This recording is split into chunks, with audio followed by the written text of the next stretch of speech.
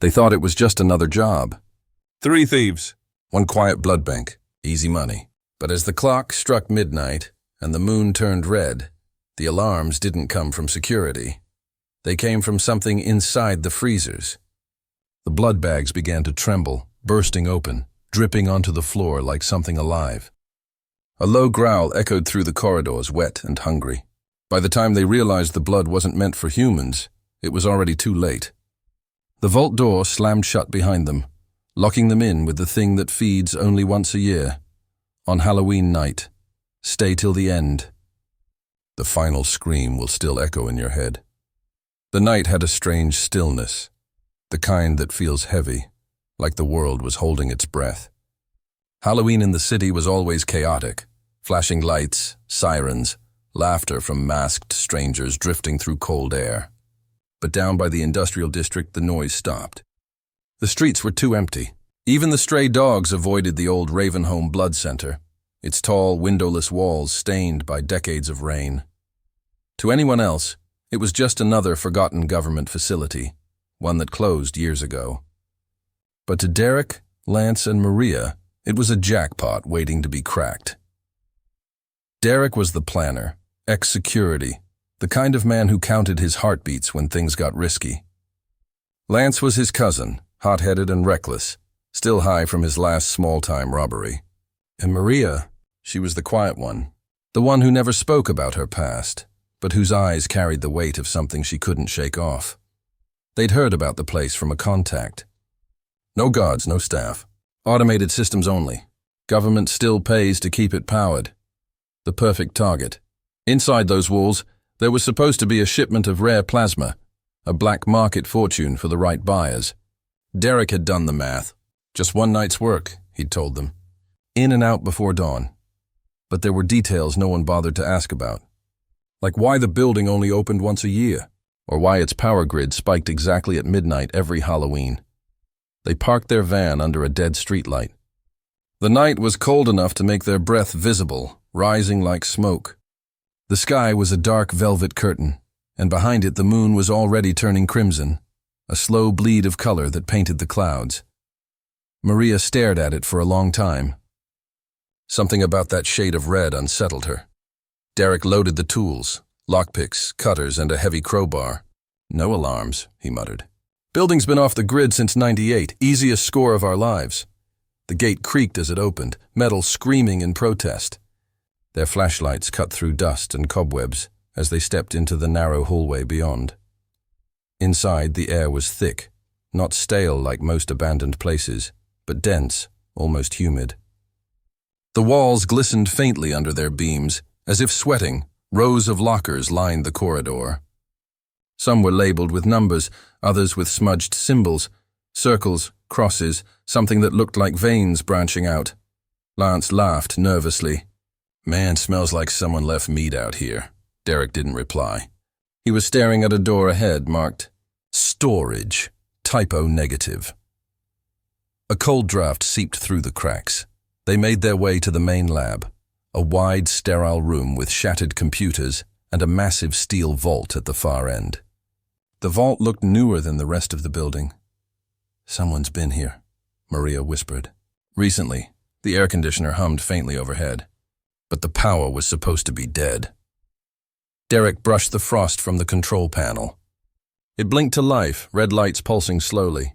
He entered the override code he'd memorized. The vault locks began to twist open, gears groaning in mechanical agony. When the door creaked ajar, a gust of cold air spilled out, sharp, metallic, and sweet. The vault was filled with hundreds of blood bags, neatly hung in rows. They shimmered faintly under the emergency lights like rubies suspended in glass. Lance whistled. "We're rich."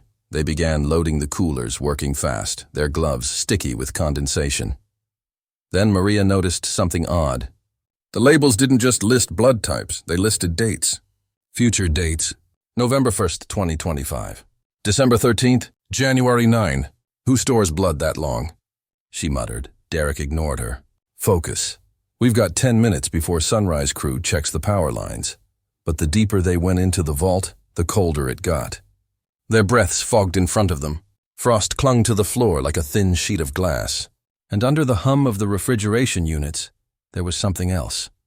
A faint, dripping sound, rhythmic and wet. Lance followed it to a corner where a pipe leaked dark red liquid. He bent down, shining his light. "Looks like blood," he said, half laughing. Guess one bag popped. Then the dripping stopped. For a second, there was silence. Then a thump. From inside one of the large steel containers, Maria flinched. "Did you hear that?" Derek turned sharply, flashlight trembling. "Probably pressure change." "Cold air messes with—" The sound came again, louder. A low, hollow knock from inside the container. Then another.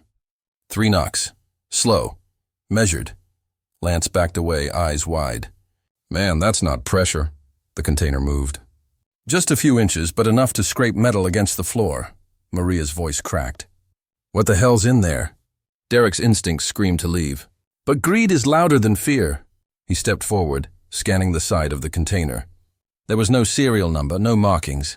Just a small symbol burned into the metal. A crescent moon dripping blood. "Back up," he muttered. "It's probably just an animal. They test on pigs sometimes." But there were finger marks on the inside of the container's glass viewport, human, streaked in red. Something shifted behind the glass. A silhouette. And then 2 eyes opened, glowing faintly crimson, reflecting the moonlight seeping through the vents. Derek stumbled back. His flashlight flickered. "We're leaving," he hissed. The lights in the entire facility suddenly cut out. The hum of machines died. The vault door slammed shut behind them with a metallic roar. Maria screamed, pounding on it. "Derek! It's locked!" But the keypad outside was dead. The only sound left was breathing. Not theirs. Deeper, heavier, wet and ragged, echoing through the vault. The blood bags began to twitch. Then one by one they started to burst. Thick red liquid sprayed the floor, pooling around their boots. Something crawled out of the dark corner, pale, sinewy, slick with blood. Its limbs were long, skin stretched too tight, mouth wider than human. Rows of sharp, uneven teeth glistened. Maria froze, whispering a single word under her breath. "Run!" But the door wouldn't open. The alarms began to wail, not the building's alarms, but something primal, vibrating through the walls. As the red moonlight bled through the broken vents, the thing lifted its head toward the ceiling and screamed, a sound not meant for human ears, and for the first time, Derek realized the horrifying truth. The blood bank wasn't abandoned. It was stocked for this. And they came to steal blood, but the blood had other plans. What happens next will freeze your veins. The lights stuttered and died again, plunging the vault into absolute darkness. Only the faint red hue from the moon, bleeding through cracks in the vents, painted their faces in ghostly color. Derek's breath came fast, his pulse hammering against his ribs. "Stay close," he whispered, voice shaking despite himself. "There's got to be another way out." But Maria wasn't listening. Her flashlight beam trembled as she aimed it toward the corner. The same corner where that thing had moved. The floor there was slick, streaked with dark footprints leading deeper into the corridor that connected to the labs. "Something's moving," she hissed. Lance's hands shook as he fumbled with his lighter. The flame flared weakly, just enough to reveal crimson splashes smeared across the walls. Not just blood. Symbols, drawn in streaks and circles, pulsing faintly under the flicker. "What the hell is this place?" he gasped. Derek's mind was racing. He was trained for chaos, alarms, cops, security, not this. The blood that had sprayed from the bursting bags was still flowing, crawling slowly toward the drains, almost deliberately. He followed the trail with his eyes and froze. The drains weren't taking the blood. They were breathing it in. Tiny bubbles rose through the crimson pool. A sound like wet sighs echoed from the pipes below. Maria stepped back, clutching her chest. "It's alive." Lance started laughing, high-pitched and nervous. No, that's not real. "You're seeing things, Maria. It's just air pressure." But then, from somewhere beyond the vault door, came a soft sound. Footsteps. Slow, wet, bare. Derek motioned for silence. They pressed themselves against the wall, hearts thudding so loud it felt deafening. The footsteps stopped right outside the door. A faint scratching began. like fingernails tracing metal, then a whisper. It wasn't a human voice. It came through the steel like a vibration. The words were impossible to understand, more like a tone, a hum, that made their teeth ache. Maria clamped her hands over her ears, whispering, "Make it stop, please make it stop." Lance grabbed his crowbar, moving toward the sound. "I'm not dying in here." Derek tried to stop him, but before he could, the door burst open, slamming against the wall with a metallic scream. The corridor beyond was empty, but the floor was smeared with drag marks, long streaks that led deeper into the building. They hesitated, but staying meant death. So they moved. Every step echoed like gunfire. The deeper they went, the colder it got. Frost licked the edges of the metal doors, and the overhead lights flickered sporadically, revealing glimpses of hallways filled with empty gurneys and shattered glass. At the end of the corridor, a sign flickered overhead. Cryogenic storage, level B. Derek's mind clicked back to the building blueprints he'd studied. Cryo-storage had an emergency exit leading to the rear parking bay. "That's our way out," he muttered. They moved faster now, boots splashing through the spreading puddles of blood. But as they turned the corner, the emergency door ahead, the one marked exit, was sealed shut by a thick web of veins. Not vines, veins, pulsing, alive. Maria gagged, her stomach twisting. The veins crawled across the walls, branching like roots spreading from a single massive lump in the corner, a heart. A beating heart, as large as a chair, embedded in the concrete, its arteries snaking into the pipes. Lance retched. "What? What is that?" Derek stepped closer, flashlight trembling. He saw glass vials scattered beneath it, old labels reading, "Subject A13, Regeneration Trial," and one note still pinned to a rusted clipboard. "Contains active cells. Do not expose to lunar light." The red moon outside glowed brighter through the vents, staining the entire hallway in scarlet. The heart throbbed faster. A wet tearing sound echoed as veins split from the walls and began inching toward them, twitching like worms. "Move!" Derek yelled. They sprinted down the hall, shoving open a side door that led to the old operating theater. Dust rained from the ceiling. Old surgical tools lay scattered, and in the center of the room, a steel table, still strapped with leather belts. But the worst part wasn't the table. It was the bodies stacked in the corner. Dozens of them, pale and bloodless, their eyes open and mouths frozen in silent screams. Maria sobbed, stumbling backward. "They've been feeding it with people." Lance's hands shook as he aimed his flashlight toward one of the corpses. Its chest suddenly moved. The body gasped, a sharp, wet inhale. Then its hand shot up, grabbing Lance's wrist. He screamed, dropping the light. The corpse opened its mouth, but no sound came. Just a hiss of air and a gush of blood pouring from its throat as it collapsed again. Derek yanked Lance back. "We're leaving now!" But Lance wasn't listening. Something in his eyes had shifted, panic giving way to madness. "You knew this place was bad, didn't you?" he shouted. "You set us up! You—" Before Derek could respond, Lance swung his crowbar. It missed by inches, crashing into a cabinet of glass jars. The contents spilled, blood and dark sludge seeping across the tiles. Maria screamed at them both. "Stop! It's not us! It's this place!" And then they heard it, the sound of breathing again. Only now it came from above. The ceiling vent groaned, metal bending. A hand, long white with black veins, gripped the edge and pulled. The creature dropped down silently, landing between them. Up close, it wasn't just pale. It was translucent, veins visible beneath its skin like dark rivers. Its face was stretched, mouth too wide, teeth glinting like shards of glass. The smell of iron filled the air. It tilted its head, studying them. Then, with a sound like a broken whisper, it spoke. Not in words, but in breath. A sucking, wet imitation of a voice. The lights flickered once more, and the thing lunged. Lance swung the crowbar wildly, smashing into its chest. It didn't flinch. Instead, it grabbed his arm and squeezed. Bones cracked like twigs. Lance screamed, his body lifting off the floor. Maria threw a scalpel, striking the creature's shoulder. It turned toward her, head twitching unnaturally fast. Its mouth stretched open until the skin tore, revealing layers of teeth spiraling down its throat. Derek grabbed Lance's dropped flashlight and aimed it at the creature's face.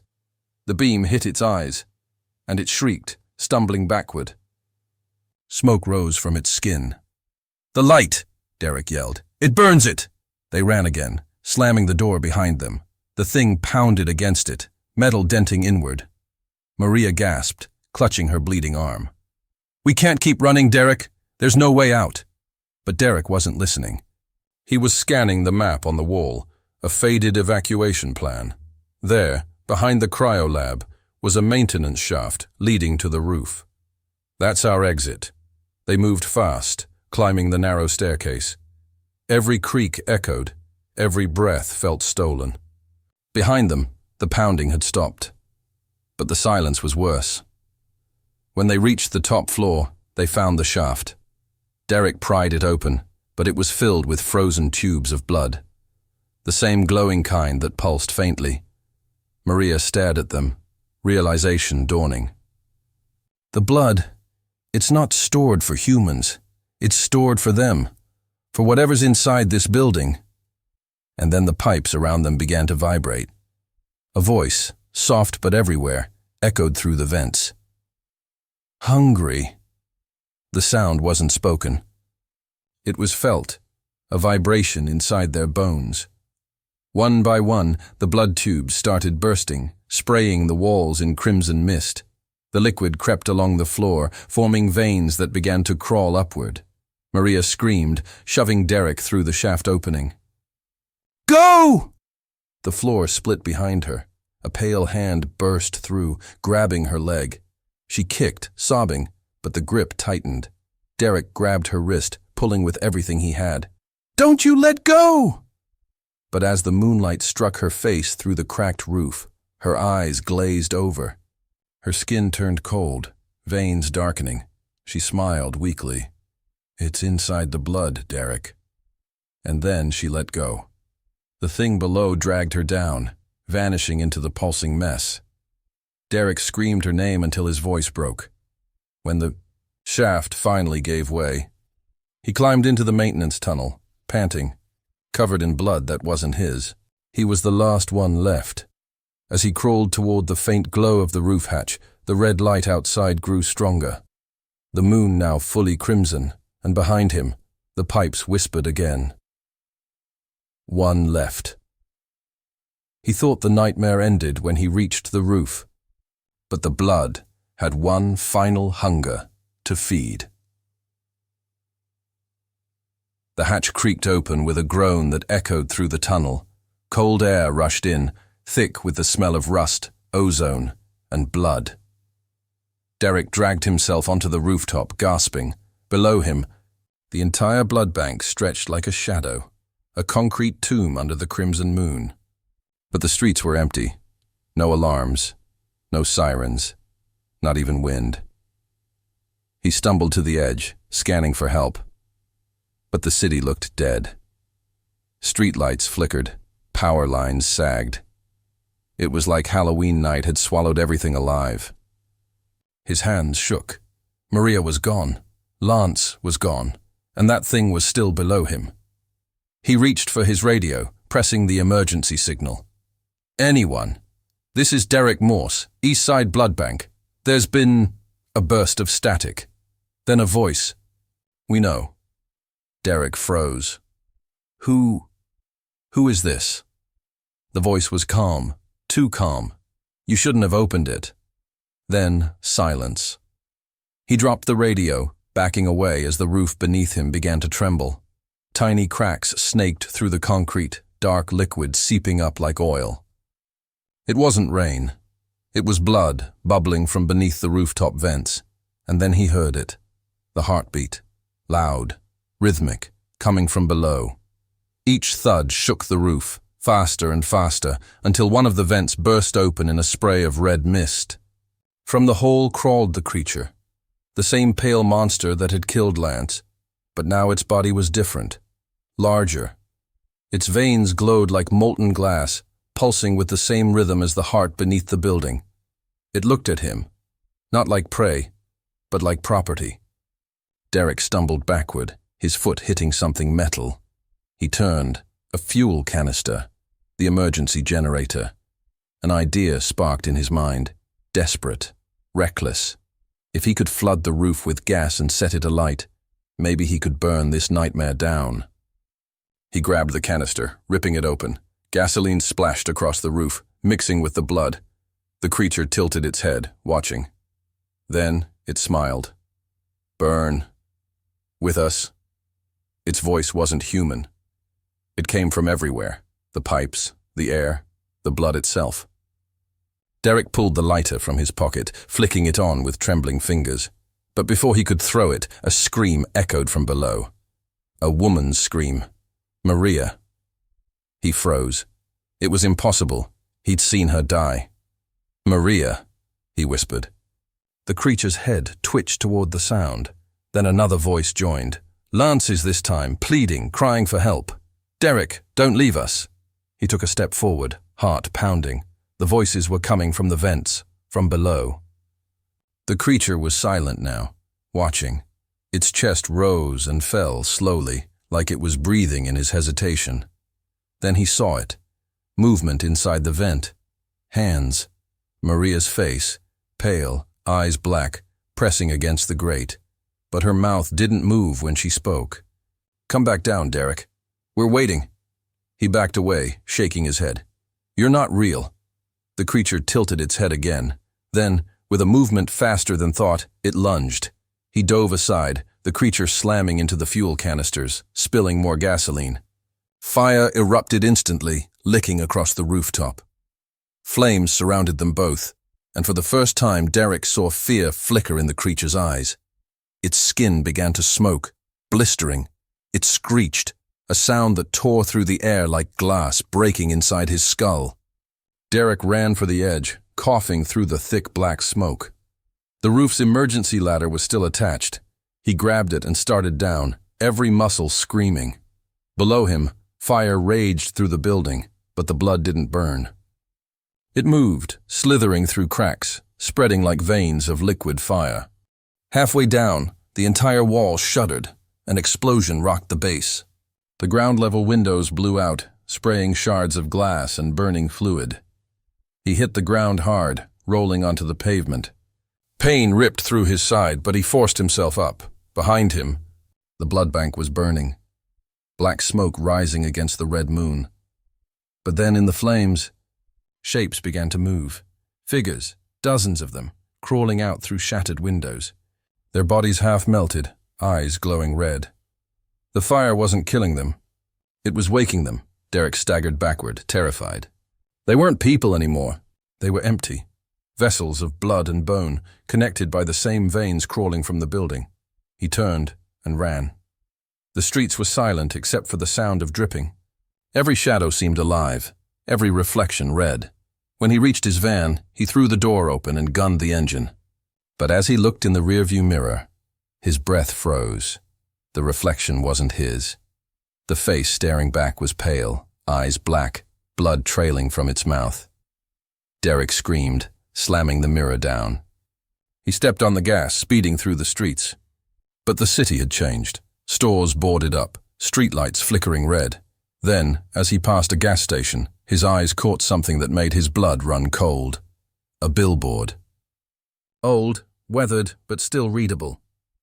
"Welcome to Redridge, home of the blood bank." And beneath it, a smaller sign had been freshly painted in dripping red. Reopened every Halloween night. He slammed the brakes. The van skidded to a halt. In the silence that followed, he realized something. The city wasn't empty. The people walking the streets weren't fleeing.